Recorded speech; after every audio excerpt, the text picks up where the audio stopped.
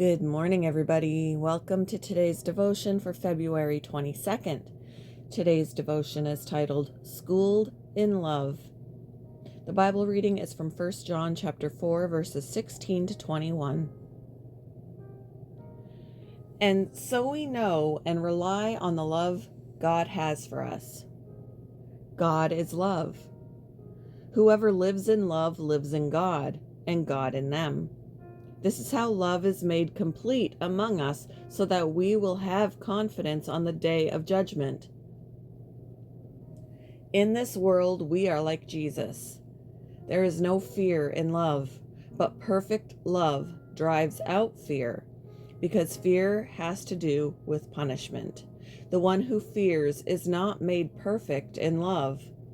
We love because he first loved us.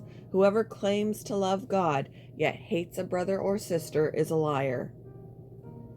For whoever does not love their brother and sister, whom they have seen, cannot love God, whom they have not seen. And he has given us this command: anyone who loves God must also love their brother and sister.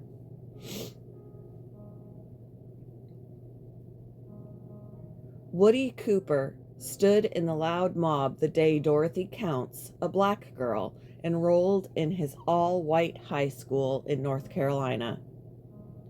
Taunting her, some boys yelled racial slurs and threw trash at Dorothy, but Woody didn't rebuke them, even staying silent when a woman cried out, "Spit on her, girls!" He later asked himself, why didn't you at least say something? She was just another student coming to school.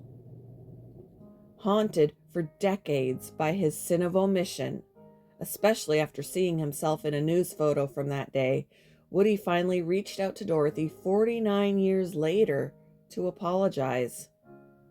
As Woody learned, showing love and support for another human being isn't just being brave.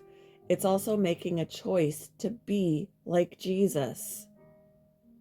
John the Apostle taught this lesson to churches burdened by false teaching about Christ and his love. We love because he first loved us, John wrote. Whoever claims to love God yet hates a brother or sister is a liar. John recalled this great command: anyone who loves God must also love their brother and sister. Woody and Dorothy reflected that love Woody and Dorothy reflected that love as they became close friends. They spoke at churches and schools together. On the night before he died, she came to see him. "I loved him," she said, "and I know that he loved me." That's the Jesus way. It can be our way too, as God brings us together in his transforming love.